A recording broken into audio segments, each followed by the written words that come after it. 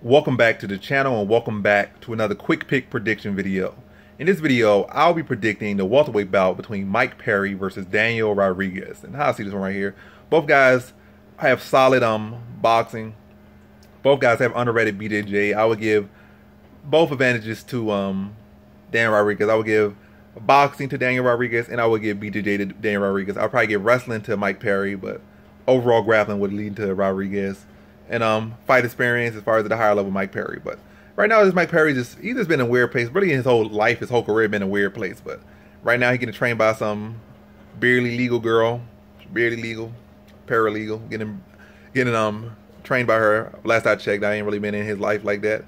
Been crying and getting his hand running through windows and knocking on old people. So I don't really know what this man at mentally, but it's not where it needs to be. In his last fight, he was eating all his fast food and doing all this stuff. Like it's like his head's just not straight, and that might work when you fight in Mickey Galls of the world and all this stuff. But I'm not saying Daniel Rodriguez is necessarily this world beater or has proven to be this world beater. But you're going against a guy who can knock your lights out and put your lights out. You're not going against Mickey Gall who couldn't put your lights out even if you tied your hands behind your back and close your eyes. Like we going with a guy that's a legit threat to you on the feet and on the ground everywhere you forward, and this guy's gonna come to bring it. And that might bring out the best of Mike Perry because now he has somebody that's really hard. Man, he fought. I mean, Tim Means could do the same too, and I don't know what he's doing, but I don't know. I just feel like he knew he was gonna lose to Tim Means anyway, and just try to make an excuse for why he lost. So I think it's at some point he's acting crazy, but he really not crazy. He was just trying to make an excuse for his loss. I just think technically Tim Means was gonna beat him no matter how he came in there, unless he came there to grapple more.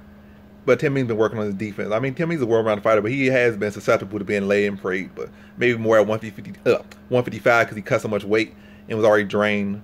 So at 170, quicker reflexes, more on point and not drained, and can't just easily lay on somebody. He has full technical skills, but for every single part of the MMA game. But when you're tired like that, you cut in that much weight, you got these little fast guys that can take you down and hold you down, and you only got 15 minutes to work with. You can see how some guys could become lay and prey targets. But that's just that. So back to this fight. I think I don't really like where Mike Perry's head at. I think Daniel Rodriguez is the cleaner boxer between the two. Should be able to pepper him with the jab. I feel like Mike Perry gonna do his usual thing, try to load up on the jab. I mean, I said load up on the jab, load up on overhand, load up on power shots, and it's the cleaner, more patient style of Rodriguez is gonna prevail in the boxing matchup and in the fight.